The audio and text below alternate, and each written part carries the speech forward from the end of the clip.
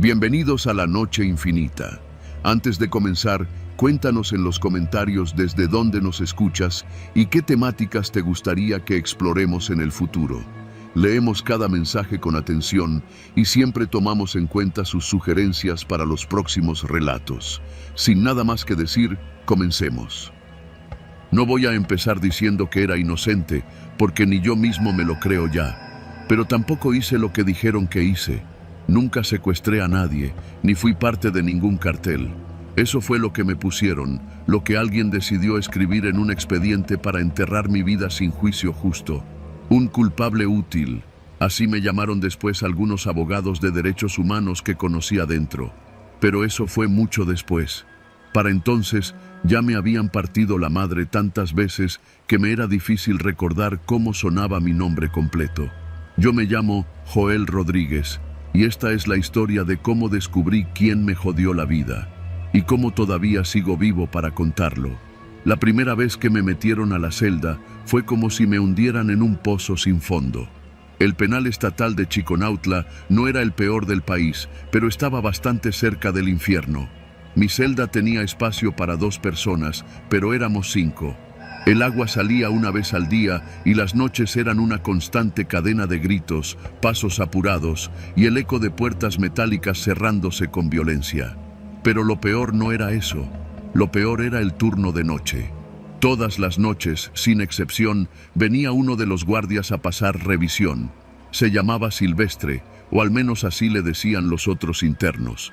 Un cabrón alto, de piel quemada por el sol y brazos como varillas de acero. Decían que antes fue judicial en Nesa y que lo corrieron por pasarse de lanza con los detenidos. Aquí, en la cárcel, lo habían premiado con el poder de golpear a quien quisiera sin dar explicaciones. Yo no era la excepción. Silvestre entraba a la celda después del último conteo. Sus botas sonaban secas sobre el concreto. Me sacaba al pasillo, me arrinconaba contra la pared y me preguntaba lo mismo cada noche. ¿Ya te acordaste dónde guardaste la lana? Y aunque le respondía lo mismo, que no tenía lana, que no sabía de qué hablaba, el tipo me soltaba 2, 3 golpes en el estómago o en la espalda baja, lo justo para que no me dejara marcas visibles. Pero dolía igual. Dolía como si cada noche me quitaran un pedazo de algo que no sabía que tenía. Yo pasé 7 meses así, hasta que, un día, vi su rostro y me cayó el 20. Todo comenzó con un taller de derechos humanos al que me metí solo para salir del módulo. A los del módulo 5 nos tenían como animales y cualquier excusa para salir al patio extra era buena. Ahí conocí a don Emilio, un abogado que venía con una asociación civil. Hablaba como maestro jubilado, despacio, con palabras limpias. Nos enseñaba cómo levantar una queja ante la comisión estatal, aunque todos sabíamos que eso no servía de mucho. Un día, don Emilio sacó una carpeta de ejemplos. Expedientes viejos, tachados, sin datos personales, pero con documentos reales. Uno de esos expedientes tenía mi número de carpeta. No sé por qué lo abrí. Tal vez el instinto, o tal vez porque me reconocí en las letras mal impresas. El papel decía: responsable identificado por el agente J.S. López Rivera. Se establece vínculo con célula criminal mediante operativo efectuado en Nezahualcóyotl J.S. López Rivera. Jesús Silvestre López Rivera. Se me secó la garganta. Mi mente se fue a aquel día de mi detención en la colonia Vicente Villada. Recordé los gritos, los golpes, las fotos que me tomaron con un arma que no era mía. Recordé la voz de la gente que me arrestó, áspera, mandona. No le vi bien la cara entonces, pero la voz era la misma que escuchaba cada noche desde hacía 7 meses. El hijo de perra que me golpeaba cada noche era el mismo que me había fabricado los cargos. Ese descubrimiento me destrozó más que los golpes. Me quitó el poco sueño que aún me quedaba. Me convirtió en un manojo de rabia contenida. Pero también me hizo pensar, ¿qué quería de mí? ¿Qué buscaba golpeándome todas las noches? ¿Por qué insistía en lo de la lana? Y fue entonces cuando empecé a notar los detalles. Silvestre no golpeaba al azar, solo iba por ciertos internos. los que, como yo, no tenían familia que los visitara, los que no hablaban mucho, los que tenían expedientes con confesiones firmadas con sangre. A todos les hacía la misma pregunta. Ahí entendí que Silvestre no era solo un perro de cárcel, era parte de algo más. Estaba buscando algo, o asegurándose de que no encontráramos nada. Comencé a escribir, a escondidas, en hojas que sacaba del taller de lectura, con un lápiz mordido que me prestaba un interno de confianza. Escribí todo, fechas, lugares, lo que decía, cómo lo decía. Me sabía cada palabra de su rutina. Y cuando por fin tuve 4 hojas llenas, las escondí en la tapa suelta del inodoro. No confiaba en nadie, ni siquiera en los otros internos. Una semana después, don Emilio regresó. Le dije que necesitaba hablar con él en privado. Le mostré las hojas. Me temblaban las manos mientras se las pasaba, como si solo tocarlas pudiera causarme más daño. Él las leyó con calma.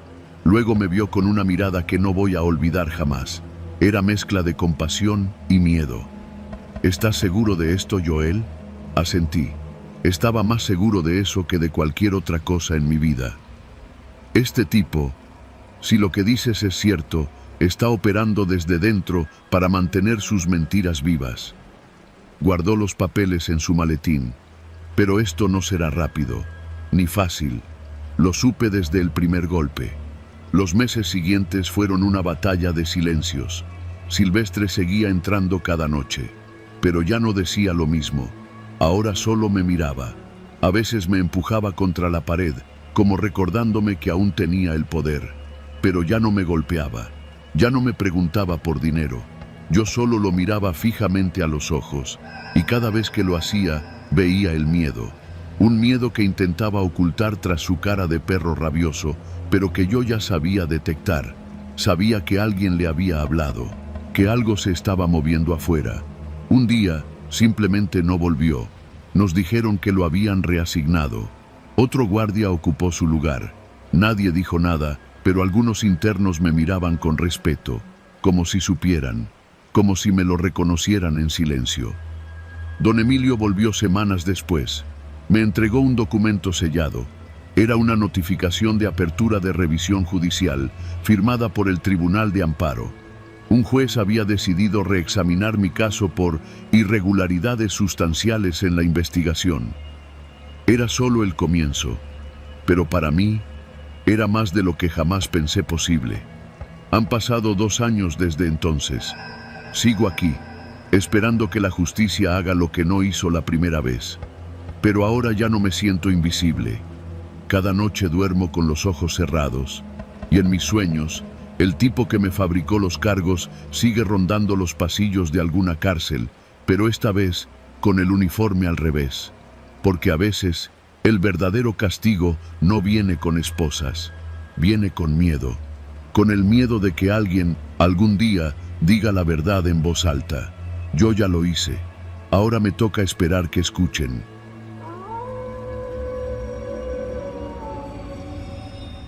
Nunca he sabido si lo que viví en esa celda fue una tortura calculada o una negligencia brutal del sistema, pero de lo que sí estoy seguro es que nadie sale igual después de entrar ahí. Y yo entré. Mi nombre no importa, porque aquí adentro dejas de ser quien eras. En la prisión de Valle Hermoso, allá por el norte de Tamaulipas, solo eres un número, una cara más entre celdas húmedas y gritos nocturnos que no se disuelven ni con el alba. Caí por robo a mano armada, lo acepto. La desesperación me llevó ahí. Un atraco mal planeado a una joyería del centro. Me atraparon en el segundo semáforo. Idiota. Me condenaron a 10 años. Pero el infierno no fue la sentencia. El infierno fue la celda de castigo. La llaman el huevo. No por su forma, sino porque no hay ventanas. Nada entra, nada sale. Paredes de concreto espeso y un foco que no se apaga. Nunca. Un cubículo de 3 metros por 2, sin reloj, sin voz humana. Solo el eco de tu propia respiración, que con los días se vuelve el peor sonido posible. Entré por una pelea. Un tipo del módulo 4 me provocó en el patio, lo empujé, le solté un par de golpes y le rompí el pómulo. Me condenaron a 13 días en aislamiento total. Más de 7, te afecta. Más de 10, te jode la cabeza. Más de 12, hay quien no regresa. Eso me dijo un custodio mientras me esposaba. Creí que exageraba, pero el día no se siente igual cuando no hay día. Me metieron con un uniforme delgado, una cobija rasposa y una botella de plástico cortada para orinar. La puerta se cerró de golpe, un sonido metálico tan contundente que me pareció más grave que la sentencia original. Ahí comenzó el conteo, aunque no sabía en qué momento estaba. Los primeros 2 días pasaron sin mucha novedad. Digo días, pero en realidad lo medía por los escasos momentos en que me traían un plato de comida fría, arroz seco, frijoles pegajosos y un pan húmedo. 3 comidas al día, supongo. A veces sentía que pasaban muchas horas entre una y otra, a veces muy pocas. Me dormía mucho, pero no por descanso. Dormía por aburrimiento, por no pensar, porque el silencio es como un cuchillo despuntado, no corta, pero desgasta. Al 4.º día empecé a hablar solo, nada profundo, solo frases para llenar el aire. Ya mero salgo, ahora me traen la comida, a ver si me toca frijolitos otra vez. Cosas así. El tono de mi voz me empezó a molestar, sonaba ajeno, como si alguien más hablara con mi garganta. Dejé de hablar. Al 6.º, me picaba la piel como si algo me caminara por dentro, rascaba hasta sangrar. En la oscuridad constante, los sentidos se alteran. El silencio suena, el foco molesta, el aire huele a encierro. No sabes si es tu cuerpo, tus pensamientos o algo invisible que se mete en tu cabeza. Para el día 8, empecé a hacer cosas para mantener la mente ocupada. Me sentaba a contar los ladrillos del suelo, aunque ya lo sabía de memoria. Hacía flexiones, lagartijas, cualquier cosa. Me inventaba partidos de fútbol en mi mente. Iban empatados Tigres y América, y yo narraba el juego con una voz fingida que acababa siempre en gritos. Tenía que gritar, o perdería el control. El día 9 supe que algo se había quebrado. Me desperté sudando. Creí haber escuchado pasos, pero no había nadie. Nadie puede entrar ahí. Me tapé la cabeza con la cobija como si fuera un niño. Escuché mi corazón golpeando fuerte, como si quisiera salirse. Pensé en mi madre, en su voz, en cómo siempre me decía que me iba a pasar algo feo. Vas a acabar en un lugar donde ni el diablo te va a oír, me decía. Creo que ese era ese lugar. El 10.º día quise pedir que me sacaran. Golpeé la puerta, pateé el piso, me reventé los nudillos. Nadie respondió. Nadie responde nunca. Los custodios solo se asoman por una rendija minúscula en la puerta. Te miran, te juzgan y siguen. Están entrenados para no sentir lástima, porque la lástima en la cárcel es peligrosa. Aquí, el que muestra compasión pierde poder. El 11.º día se me fue la voz, literalmente. Intenté gritar y no pude. Era como si mis cuerdas vocales se hubieran oxidado. Me arrinconé en la esquina más lejana de la puerta y lloré sin sonido, como si el aire ya no me perteneciera. Me oriné encima, ya ni me importaba. El día 12 me sentí morir.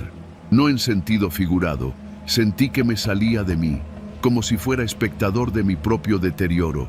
Me vi flaco, sucio, con los ojos rojos y hundidos. Vi cómo hablaba solo con un ladrillo. Vi cómo le daba mordidas al pan aunque ya no tenía pan. Me imaginé hablando con el ladrillo. Le puse nombre, Luisito. Me dijo que no me preocupara, que afuera no había nada que valiera la pena. Ese fue el peor momento, porque le creí. Pero llegó el día 13, o eso me dijeron después. La puerta se abrió. No me levanté. No pude. Un custodio entró con mascarilla y guantes, como si yo apestara a muerte. Me levantaron entre dos, me arrastraron. Me acuerdo que al pasar por el pasillo, el ruido de los candados y gritos de otros internos me pareció insoportable. La luz, la natural, la que viene del sol, me pegó como cachetada. Vomité. Caí. Me golpeé la frente con la orilla de un banco.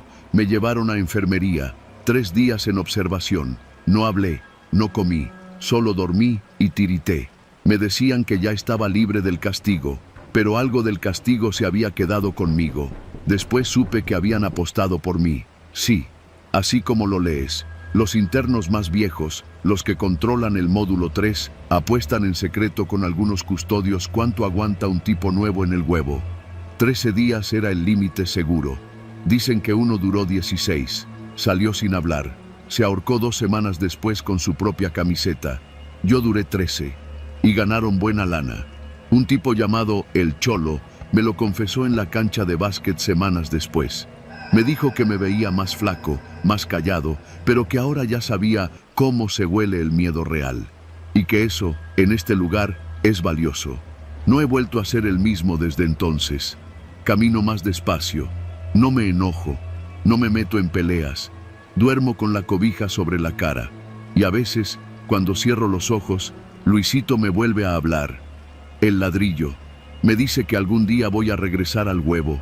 Que no importa cuánto tiempo pase, que ahí es donde pertenezco, que allá nunca hay decepciones, porque nada cambia. Yo sé que es una mentira, pero parte de mí lo cree, y eso es lo peor de todo.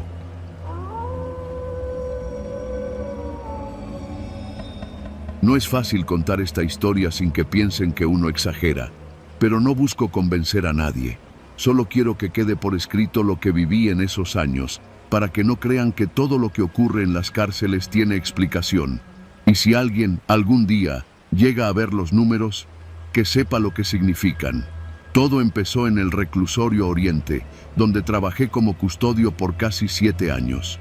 A mediados de mi 3er año, llegó un interno distinto a todos los demás. Se llamaba Joaquín Moreno Ávila, pero todos dentro lo empezaron a llamar el tatuador. No era apodo de barrio, no. Era literal. El tipo había trabajado como tatuador en Tepito antes de caer preso por homicidio calificado. Lo raro fue que, apenas entró, se adaptó como si llevara toda la vida ahí. Callado, respetuoso, no se metía con nadie, pero tampoco se dejaba ver con frecuencia. Lo suyo era el módulo 3, parte alta. Ahí se armó una especie de consulta improvisada. Se la pasaba tatuando a quien quisiera pagar con cigarros, comida, favores o lo que fuera. Sus dibujos eran perfectos. Animales, vírgenes, frases, rostros. Parecía que los hacía con una máquina profesional, aunque solo tenía una improvisada con un motor de rastrillo, una pluma y una aguja. Pero lo que marcó la diferencia, lo que empezó a inquietarnos, fue cuando comenzaron a aparecer internos con números tatuados en la parte interna del brazo, como si se tratara de un registro.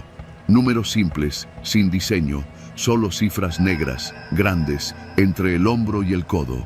Nadie supo cuándo empezó ni por qué. El primero que noté fue un interno apodado El Gato, un tipo violento pero muy reservado. Un día llegó con el número 117 tatuado en el brazo. Cuando le pregunté qué significaba, me miró fijo y solo dijo: «Ya valió madres, jefe». A los 3 días se ahorcó con una cobija. Después vinieron más. 118, 119, 120. Todos acababan igual. Suicidios, supuestos accidentes, muertes que no parecían naturales. Y lo más extraño, nunca estaban en celdas compartidas al momento del fallecimiento, siempre solos. Intenté preguntar, presioné a los internos, a mis compañeros, a los mandos. Nadie sabía nada, o nadie quería decirlo. Algunos custodios decían que eran coincidencias, pero otros ya empezaban a evitar el módulo 3. Un celador viejo, apodado El Zurdo, me dijo una noche mientras compartíamos café: «A esos los están eligiendo, carnal. No sé quién, ni por qué. Pero ese moreno los está marcando como ganado, y no regresan». ¿No regresan de dónde? De donde se van cuando cierran los ojos. Pensé que estaba loco, pero la paranoia empezó a crecer. En la bitácora del reclusorio empecé a registrar cada número que aparecía. Lo hacía de manera discreta. Para cuando llegamos al número 134, ya iban 18 internos muertos en circunstancias no esclarecidas. Un día me armé de valor y fui directo con Joaquín Moreno. Era viernes, antes del cambio de turno. Lo encontré sentado, como siempre, con el torso desnudo y su aguja improvisada, repasando el contorno de una calavera en la espalda de un joven de baja estatura. Necesito hablar contigo, le dije, firme. Ni siquiera levantó la vista. No puedo detenerme ahora, el que sigue ya está esperando. ¿Quién decide a quién le pones esos números? Levantó la mirada con una tranquilidad que me desarmó. Yo solo marco, no soy quien decide. Entonces, ¿quién? ¿Tú crees que la cárcel la controlan los custodios? Me dijo sonriendo. Aquí hay reglas que nadie escribe. Yo solo hago mi parte. No supe qué responder. Quise encerrarlo, reportarlo, pero no tenía pruebas, solo intuiciones y una libreta llena de números que, para los ojos de cualquier autoridad, no significaban nada. Pero entonces, un día, ocurrió lo peor. Uno de los internos con número sobrevivió. 139. Su nombre real era César Beltrán. Cayó por secuestro express. Un cobarde. Lo encontraron colgado, pero aún con vida. Lo sacaron al hospital militar de urgencia. Estuvo en coma 2 semanas. Cuando despertó, lo trasladaron de inmediato al penal de Perote, en Veracruz. Antes de irse, me acerqué al vehículo que lo llevaría. Le hablé a través del cristal. ¿Quién te puso ese número? César me miró con los ojos inyectados. Ya no era el mismo. Su voz era apenas un murmullo. No fue Moreno, fue una lista. Él solo obedecía.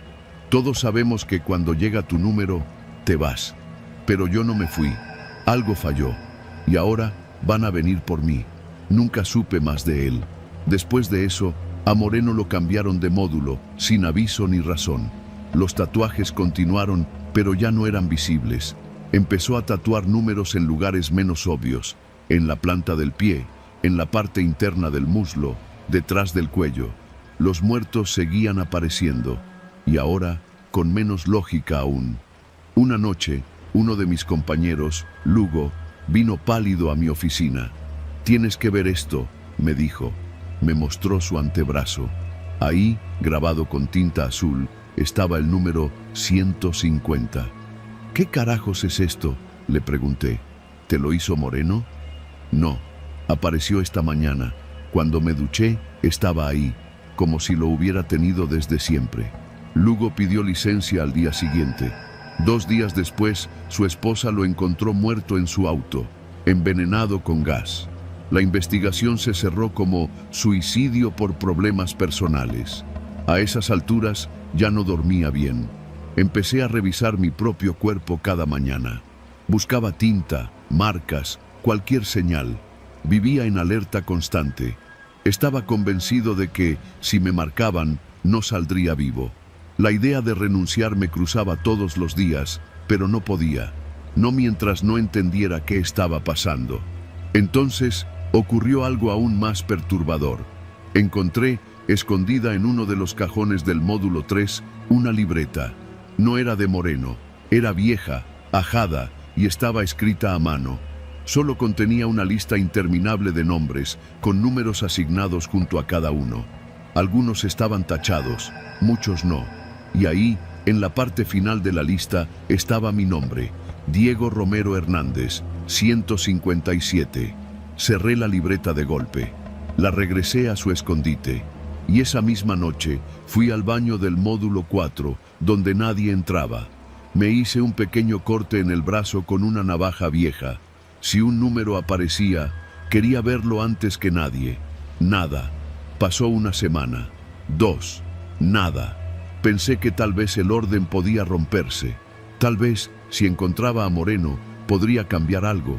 Pero cuando fui a buscarlo, me dijeron que había sido trasladado a otro penal, sin dar detalles. Ya no hubo más números después de eso. No oficialmente. Yo renuncié ese mismo mes. Me fui sin mirar atrás. Nunca hablé del tema con nadie, excepto ahora. Han pasado 5 años desde entonces. Trabajo como guardia en una empresa privada. Vivo solo. No duermo bien. Y hoy, esta mañana, al salir de bañarme, vi algo en el espejo. Un número. 157. En el hombro derecho. Negro. Perfectamente delineado. Yo no me lo hice. No sé cuándo apareció, pero ya sé lo que viene. Y esta vez pienso sobrevivir. Como 139. Si alguien encuentra esto, no confíes en la lista. No creas que estás a salvo solo porque estás afuera. Hay cosas que no terminan con la libertad. Hay marcas que no se borran.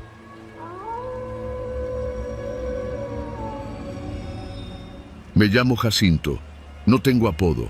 En este lugar, los apodos son como anclas. Entre más pesan, más profundo te hunden. Llevo 3 años encerrado en el Penal Federal de Occidente, allá por Puente Grande, en Jalisco. Vine por un asalto a mano armada que acabó mal. Uno de los nuestros disparó sin pensar y mató a un civil. Yo era chofer, ni siquiera llevaba arma. Pero ya ves cómo funciona esto. Si estás cerca cuando se jode todo, te tragan junto con los culpables. Me asignaron al módulo 5, conocido entre los internos como el módulo callado. Desde fuera parecía igual a los otros. 3 pisos, celdas numeradas, rutina estricta. Pero desde la primera noche supe que había algo torcido, algo que no encajaba. En mi primera cena, mientras me sentaba en la mesa de concreto, uno de los custodios, un tipo flaco con cara de caimán, me miró con una sonrisa que no era de burla ni de simpatía. Era cómplice. ¿Pero de qué? No sabía aún. Yo no era nuevo en cárceles. Había estado en un penal del Estado antes. Pero aquí, el silencio era diferente. En los módulos normales hay gritos, cumbias a lo lejos, pleitos por cualquier pendejada. Aquí, nada. Un silencio denso, lleno de pausas incómodas. Los internos apenas hablaban entre ellos. Todos comían rápido, con la cabeza agachada, como si el tiempo en el comedor fuera contado por segundos, como si al hablar mucho, alguien los fuera a tachar de una lista invisible. Tardé poco en notar el patrón. Cada semana, exactamente el martes por la noche, alguien desaparecía. No en un espectáculo de sangre ni con gritos. Simplemente, al día siguiente, su cama estaba vacía y nadie hablaba de él. Al principio pensé que eran traslados o que les tocaba su libertad, pero nunca escuchabas una cadena arrastrándose ni el sonido del candado abierto. Y jamás vi entrar o salir a alguien con maletas. Pregunté una vez por un güey apodado El Colima, con el que había empezado a jugar dominó en las tardes. Llevaba aquí más de 1 año. Al siguiente martes ya no estaba. Fui con Mauro, otro celador de voz aguardientosa que a veces me dejaba un cigarro de más, y le pregunté si lo habían movido. No preguntes esas cosas, Jacinto. Tú nomás mantente en tu rutina. Aquí se vive más el que menos se mete, me dijo mientras barría con desgano el pasillo frente a las celdas. Esa noche, mientras intentaba dormir, escuché algo que no debía. Un arrastre, como si estuvieran empujando algo pesado por los túneles del nivel 1. Luego, risas apagadas. No eran risas de burla, eran como risas de satisfacción. Después, silencio. Al día siguiente, durante la comida, servían carne, más gruesa que de costumbre. Nadie decía nada, solo comían, masticando con prisa. Algunos incluso repetían plato. Y los custodios, siempre los mismos 3, el flaco, Mauro y un tal Coronado, un tipo grande con un diente de oro que brillaba cuando reía, servían la comida con una sonrisa que me ponía los pelos de punta. Esa fue la primera vez que no comí. Pasaron 2 semanas. 3 internos más desaparecieron. Nadie decía sus nombres. Nadie preguntaba. El ambiente se volvió más tenso. Yo comencé a dormir con un ojo abierto. Me di cuenta de que las desapariciones eran seleccionadas. No se llevaban a los más débiles, ni a los nuevos. Era como si eligieran a quienes preguntaban demasiado o a los que dejaban de seguir la rutina. Entonces cometí un error. Empecé a llevar una cuenta en mi libretita, escondida dentro del colchón. Anotaba los nombres y las fechas. Me obsesioné con encontrar un patrón. ¿Por qué el martes? ¿Por qué solo del módulo 5? Y como todo idiota que juega al detective, me tocó. El lunes por la noche, mientras me cepillaba los dientes, vi a Mauro afuera de mi celda. No me hablaba, solo miraba mi colchón. Sus ojos bajaban y subían como si calculara algo. Esa noche me costó trabajo dormir. Dejé la libretita en otro lugar, bajo el lavabo, dentro de una bolsa negra. A las 2 de la mañana desperté por un ruido. Pasos suaves, afuera de la celda. No venían por mí, no todavía. Vi por la ranura de la puerta. 2 sombras arrastraban algo. No era un cuerpo, era un interno, vivo. Me acerqué más. Era el gordo Toño, del piso de arriba. Llevaba una mordaza en la boca. Su mirada no era de miedo, era de resignación. La escena fue rápida. Lo metieron en una puerta lateral que nunca había notado abierta. Luego se escuchó el chirrido de un montacargas. 10 minutos después, todo volvió a estar en calma. Al día siguiente, me obligué a comer. Carne, de nuevo, sangrienta, servida por Coronado, que me guiñó el ojo mientras dejaba la charola en mi mesa. El mismo guiño que me hubiera dado alguien que comparte un secreto. No aguanté. Vomité en la bandeja. Uno de los internos, un anciano seco como una varilla, se me acercó en voz baja. Traga, Jacinto. Aunque sepa a infierno, traga. Pero yo ya sabía, o al menos imaginaba. No eran traslados, no eran fugas, nos estaban usando. Y el martes siguiente me tocaba a mí. No esperé. La noche del lunes me fingí enfermo. Me oriné encima, me retorcí en la cama. Mauro llegó a verme. ¿Qué tienes, animal? Me duele la panza. Creo que me comí algo echado a perder, le dije entre arcadas falsas. Me llevó a la enfermería, bajo vigilancia. Allí supe que era mi única oportunidad. La enfermería estaba junto al área de mantenimiento. Cuando Mauro se distrajo, pedí ir al baño. Corrí, salté la reja del lavadero y me metí entre ductos. No buscaba escapar del penal, eso era imposible. Solo quería llegar al corazón de lo que estaba pasando.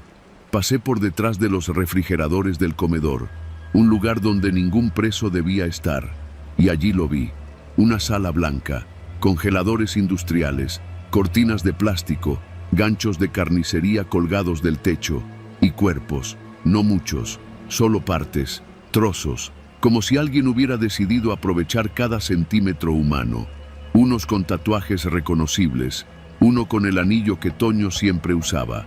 Tuve que taparme la boca para no gritar. Vi también una libreta, igualita a la mía, pero esta era más vieja, amarillenta, y tenía al menos 50 nombres tachados. En la última hoja estaba el mío, Jacinto M. Próximo martes. Salí de ahí como pude. Fingí que me había desmayado. Me encontraron cerca del patio. Mauro me vio. No dijo nada. Solo sonrió. La misma sonrisa de todos los martes. Desde entonces me hice invisible. No volví a preguntar. Comía todo lo que me daban y nunca miraba a los ojos a los custodios. Me hice parte del fondo, del cemento. Pasaron meses, luego un año. Una tarde vino un licenciado a decirme que gané un amparo por reducción de condena. Un tecnicismo legal. No lo podía creer. Fui liberado un lunes, antes del martes. Al salir, me entregaron una bolsa con mis cosas. Todo estaba ahí, menos mi libreta. Desde entonces no como carne. Y cuando paso frente a una carnicería y veo las piezas colgadas, crudas, brillantes, no puedo evitar pensar en el módulo 5, donde nadie pregunta, donde los custodios solo sonríen, y donde cada martes alguien se convierte en alimento.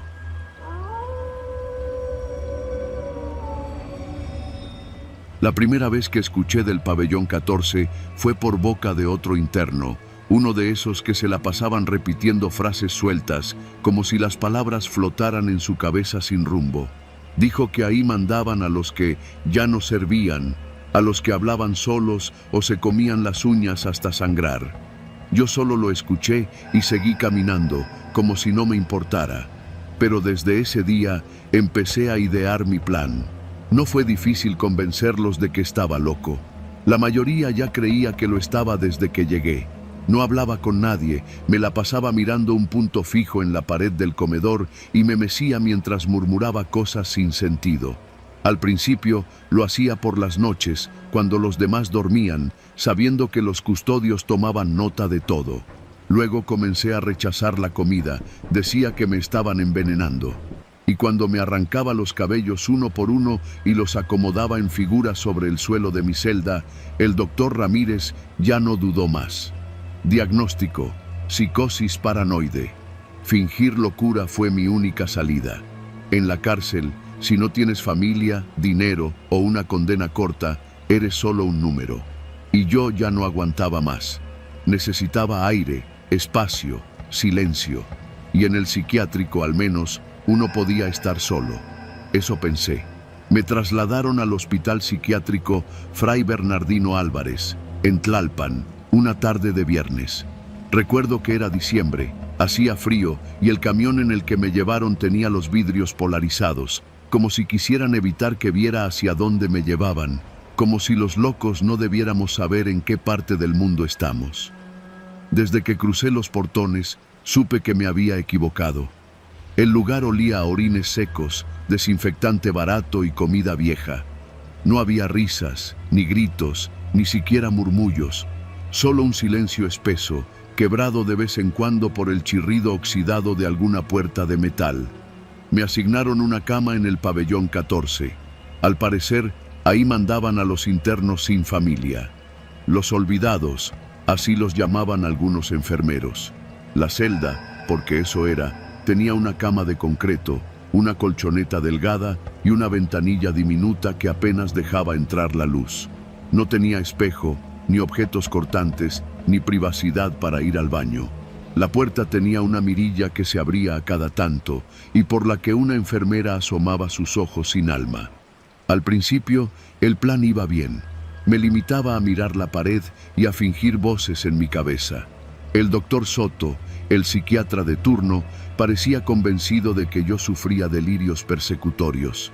Me hablaba con una voz baja, condescendiente, como si yo no entendiera el idioma. Me recetó pastillas que fingía tomar y anotaba todo en su libreta sin levantar la mirada. Me hacía preguntas que no respondía y eso lo convencía más. Pero después de un par de semanas, las cosas cambiaron. La primera noche que noté algo raro fue cuando desperté con la sensación de que alguien me estaba viendo.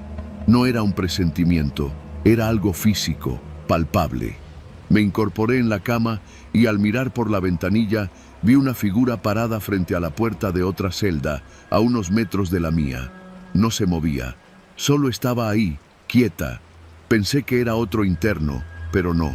Esa celda estaba vacía desde que llegué. Al día siguiente, pregunté al enfermero que repartía los medicamentos: ¿quién está en la celda 3? Me miró como si hubiera dicho algo indecente. Nadie. Esa celda está clausurada, dijo, sin dejar de anotar en su libreta. Anoche vi a alguien ahí. Aquí todos ven cosas. Tómate tus pastillas. No dije más. Guardé el medicamento bajo la lengua y lo escupí en cuanto se fue. Esa misma noche, desperté de nuevo a la misma hora, 3 de la madrugada. Algo golpeaba el metal de la puerta, un golpeteo seco, irregular, como uñas arrastrándose. Me acerqué lentamente. Cuando miré por la ventanilla, no vi a nadie. Pero al dar un paso hacia atrás, escuché que algo se deslizaba debajo de la puerta. Una hoja arrugada, sucia. La abrí. Solo tenía una palabra escrita: ayuda. A la mañana siguiente, le conté a uno de los internos, un tipo al que todos llamaban el Sombra. Nunca supe su nombre real, pero llevaba años ahí. Decían que se había comido los ojos con una cuchara de plástico. No era cierto, pero sí tenía una mirada perdida, como si ya hubiera visto todo lo que se podía ver. No abras esa puerta, me dijo sin que le explicara nada más. ¿Quién está ahí? Nadie.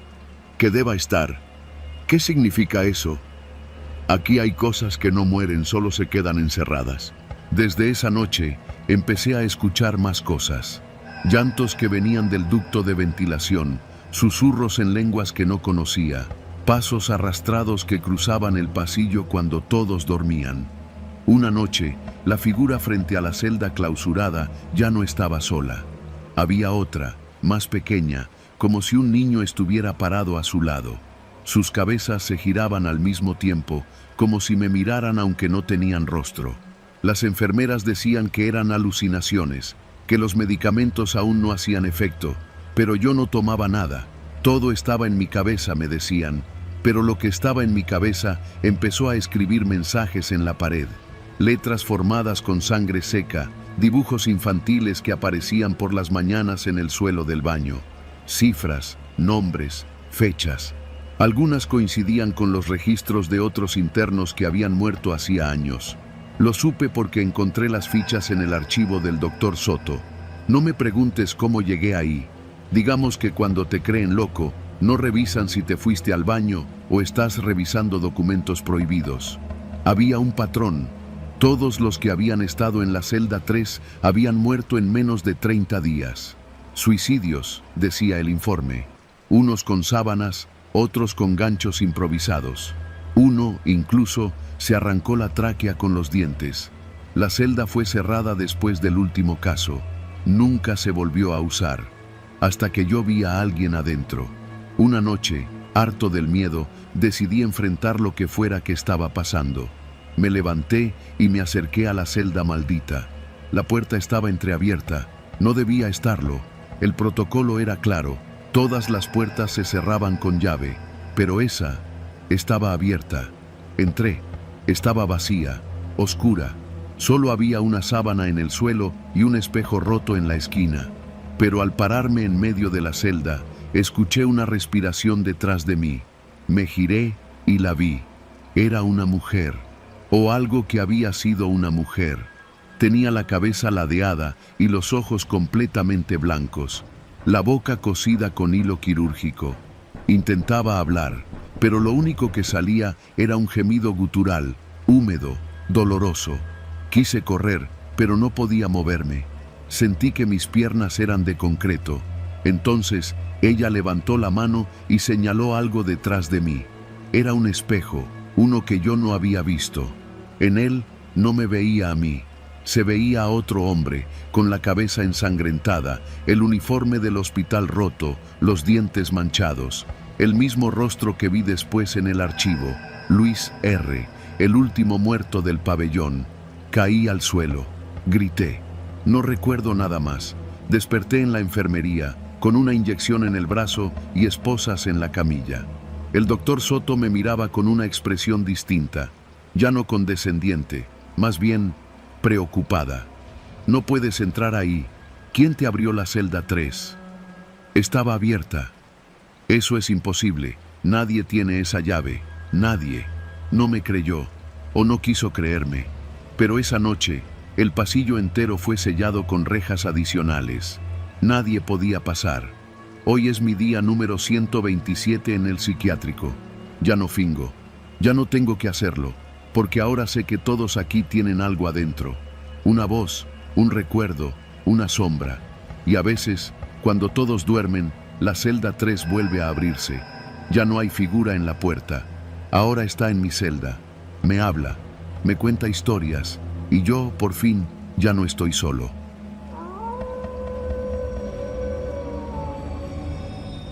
No tengo reloj, pero sé que hoy es día 15 porque me llegó la carta.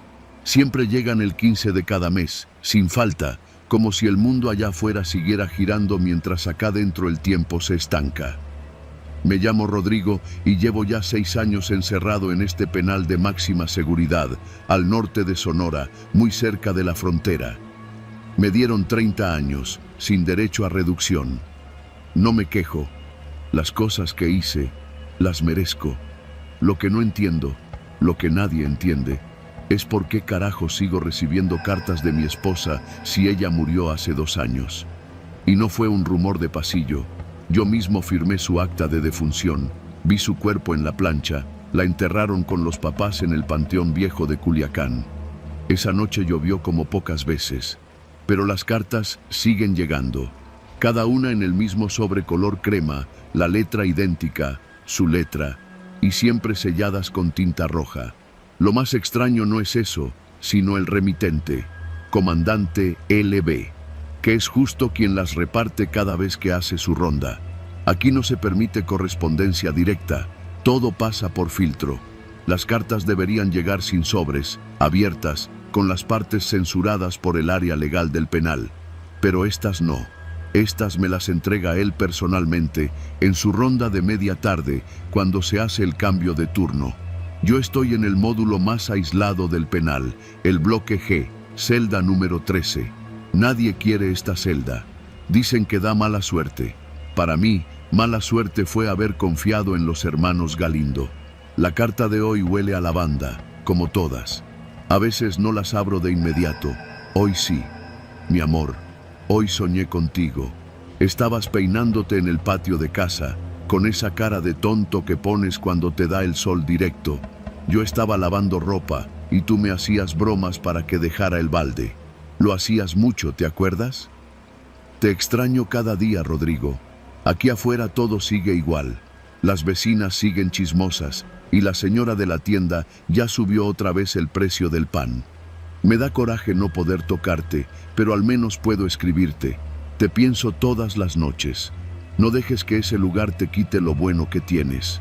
A veces escucho cosas que me hacen pensar que no estás solo ahí dentro. Cuídate. Te ama, tu Sofía. Siempre firma igual, tu Sofía. Y yo ya no sé qué pensar.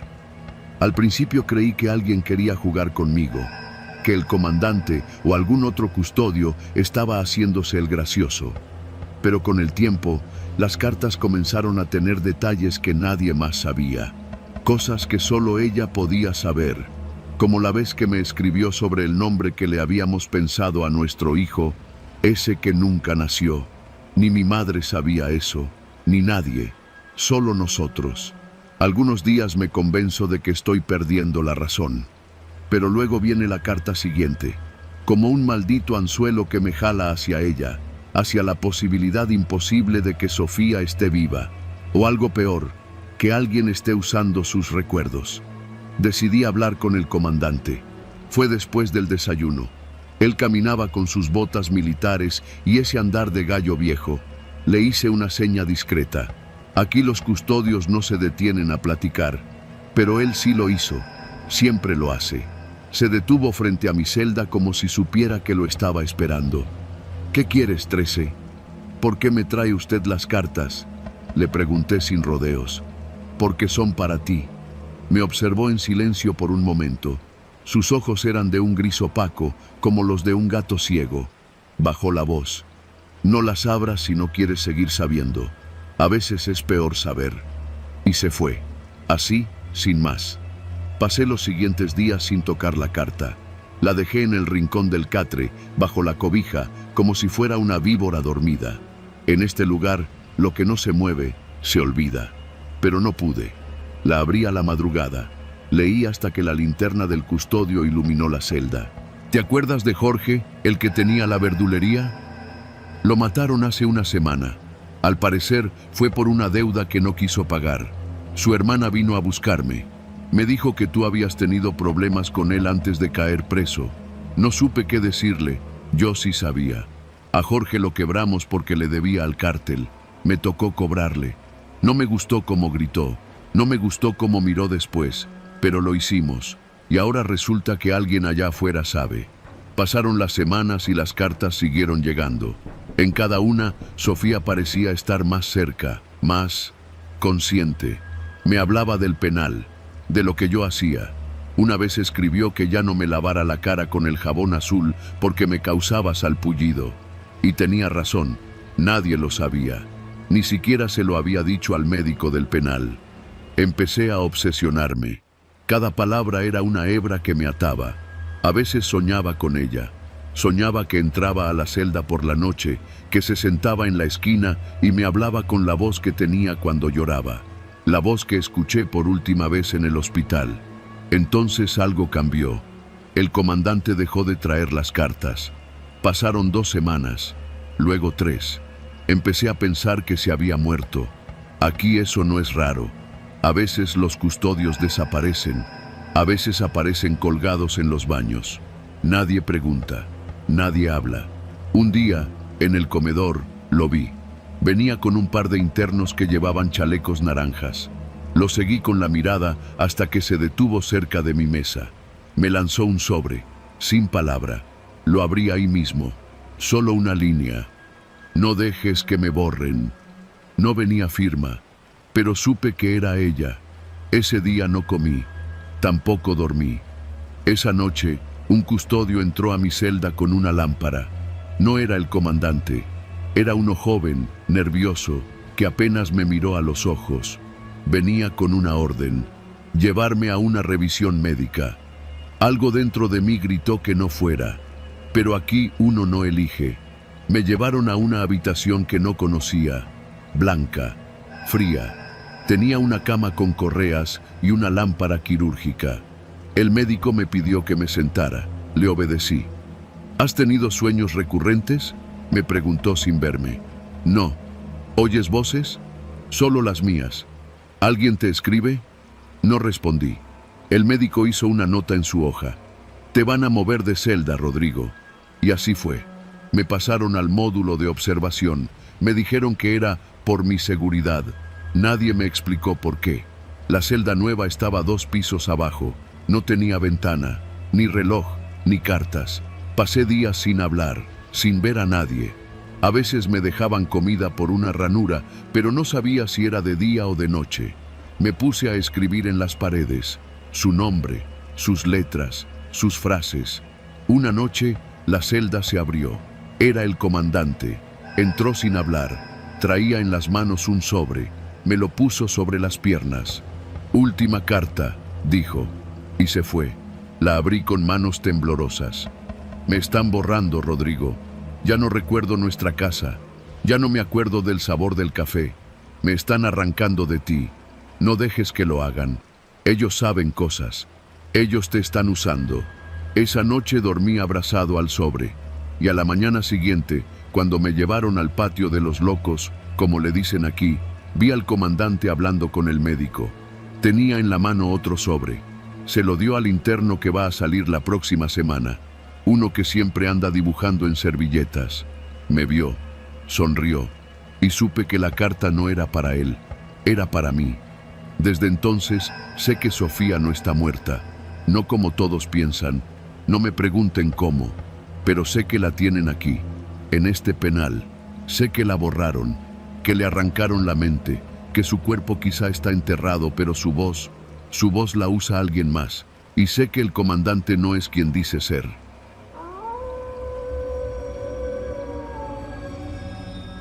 Yo no sabía que esa llamada iba a cambiar mi vida.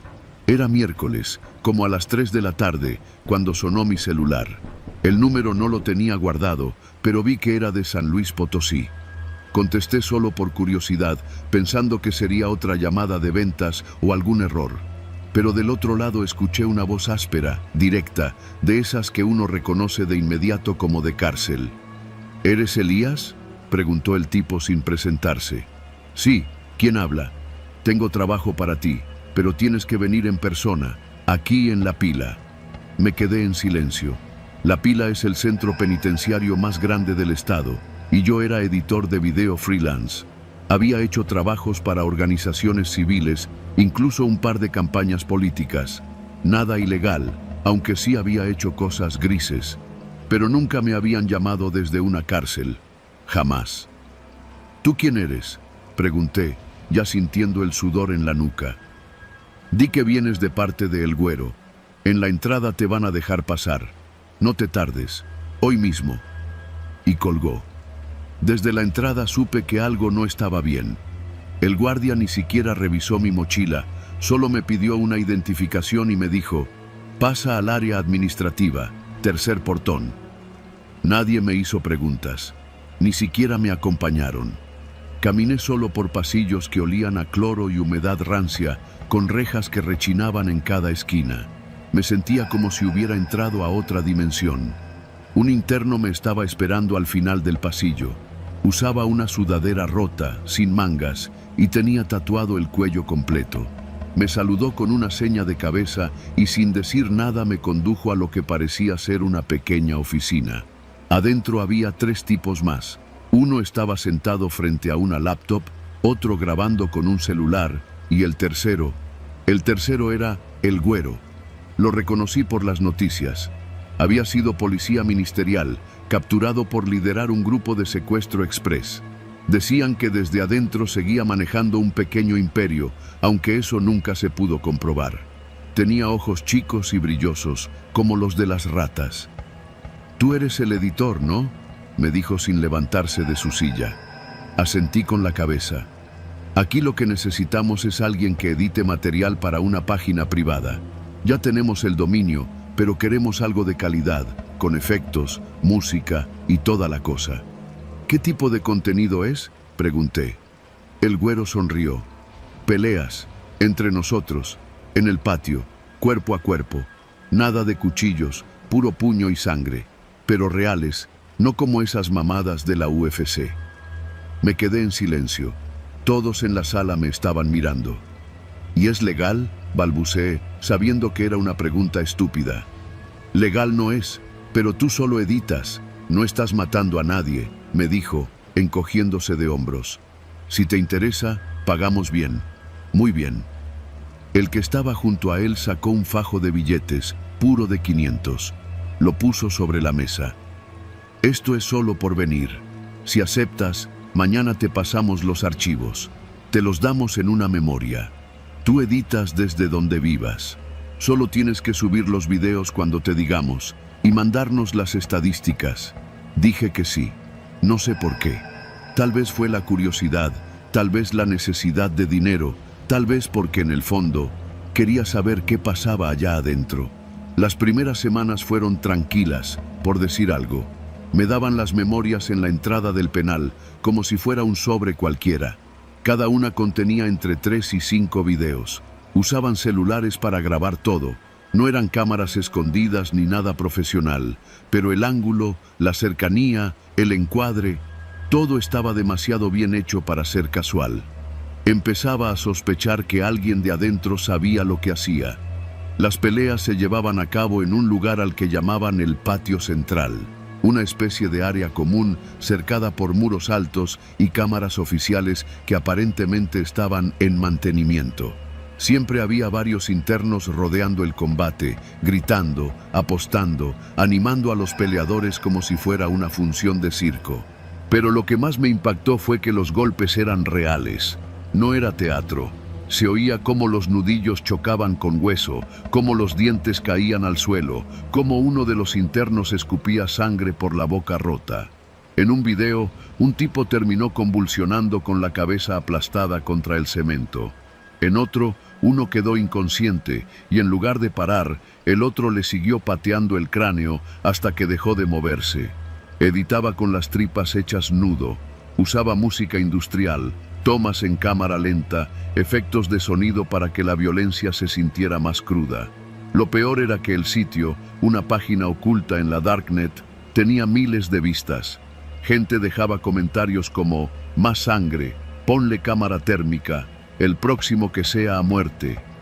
El güero me llamaba cada 2 o 3 días para decirme qué clips usar, qué recortar y cuáles no. Nunca me decía los nombres de los internos, solo usaban apodos: el Coyote, el Gallo, el Chino. La mayoría eran jóvenes, entre 20 y 30 años, y algunos eran menores. Una noche recibí un mensaje anónimo con un video que no venía de ellos. El remitente decía: «Esto no lo quieren que veas». Al principio creí que era una broma o un virus, pero lo abrí. Era una grabación desde adentro del penal. Mostraba a 2 internos atados con cinta en una bodega, uno de ellos llorando. Una voz en off decía: «Si te rajas, te toca esto». Nadie sale sin pelear. Los forzaban a pelear. Si se negaban, los golpeaban entre varios. Los que perdían no siempre sobrevivían, y los que lo hacían quedaban arruinados. Había uno que ya no hablaba, otro que tenía la mandíbula colgando y otro que se arrastraba por los pasillos como perro. Ese día vomité. Me sentí parte de algo monstruoso. Pensé en ir a la policía, pero ¿qué iba a decirles?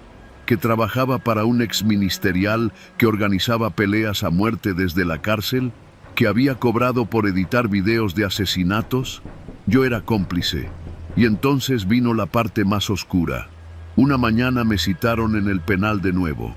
Esta vez no hubo protocolo, ni pasillos vacíos. Me llevaron directo al patio central. Yo nunca había estado allí. Los muros eran altos y las paredes tenían manchas oscuras que no eran óxido. En el centro, 2 internos se empujaban, rodeados por una multitud. Pero lo que me hizo sudar frío fue lo que vi al fondo: una tarima improvisada y una silla con una cámara fija apuntando directo al círculo de combate. «Hoy tú grabas», me dijo el güero. «¿Qué? ¿Por qué?» «El camarógrafo de siempre ya no sirve. Tú lo haces hoy». No pude decir que no. Me pusieron un chaleco con bolsillos y me colgaron un celular ya configurado para grabar. «Apunta bien, no cortes, y si ves que uno se muere, no apartes la cámara», me dijo uno de los internos. La pelea fue la peor que había visto. Uno de los tipos, apodado el Bambi, no quería pelear. Se notaba, solo se cubría, retrocedía, lloraba. Pero el otro, un tipo enorme apodado el Bujo, lo golpeaba con furia, como si quisiera matarlo desde el primer segundo. En menos de 4 minutos, el chico ya no se movía. El Bujo siguió golpeándolo. La gente gritaba. Yo grababa. Cuando terminó, nadie se acercó. El cuerpo quedó ahí, inerte. Uno de los internos me quitó el celular y lo revisó. Asintió satisfecho. Yo tenía los pantalones mojados. Me había orinado. Esa noche no pude dormir. Pensé en huir, en dejar el país, pero no tuve que hacerlo. 3 días después, todos los medios reportaron un motín en la pila. Decenas de heridos, 4 muertos, supuestamente por una riña entre cárteles. Nunca mencionaron el patio central, ni las peleas, ni a El Güero. Pero yo sabía lo que había pasado. Esa misma tarde, recibí un último paquete. Era un sobre cerrado, sin remitente. Dentro había una memoria. La reproduje, con el estómago hecho nudo. Era la grabación del motín, filmada desde adentro. Se veían los pasillos ardiendo, los internos corriendo, y a El Güero, acorralado contra un muro. Le habían abierto la garganta con un cuchillo improvisado. En el fondo, alguien gritaba: «¡Que se acabe el show!». Cerré la laptop, borré todo, cambié de número, me fui de la ciudad. A veces por las noches me llega un mensaje anónimo, solo una palabra: «¿Grabaste?». Nunca contesto, pero siempre reviso si mi puerta está cerrada.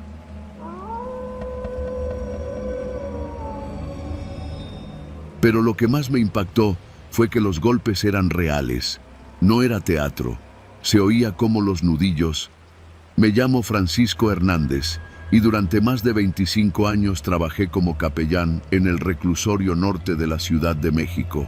Podría escribir libros enteros con las historias que escuché, algunas tan crudas que ni los sacerdotes más viejos se atreverían a repetirlas.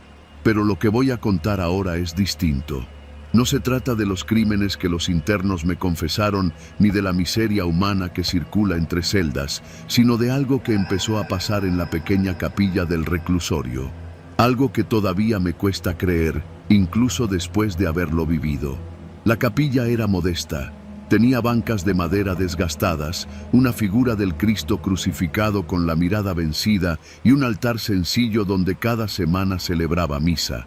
La mayoría de los internos que asistían lo hacían buscando consuelo, paz o simplemente un lugar donde no los molestaran. Otros, los menos, llegaban de verdad arrepentidos. Pero todo cambió un día, hace poco más de 5 años. Ese martes, a primera hora, me asignaron a un nuevo grupo de reos recién ingresados. Como era costumbre, los mandaban a limpieza espiritual antes de distribuirlos en módulos. Era una especie de trámite simbólico. Algunos fingían que les importaba, otros venían con esa mezcla de burla y miedo que he aprendido a identificar. Esa mañana, en particular, llegó un muchacho llamado Luis Ángel, detenido por secuestro agravado. Tenía apenas 20 años. Me miraba con una expresión extrañamente tranquila, demasiado tranquila. Nos sentamos en los reclinatorios de siempre, bajo la tenue luz que se colaba por las rejillas del tragaluz. Le ofrecí el sacramento de la confesión y aceptó. Lo que me dijo no era nuevo: extorsión, levantones, una ejecución mal hecha. Pero lo que me sorprendió fue su manera de hablar. No pedía perdón. Hablaba como si repitiera un guión.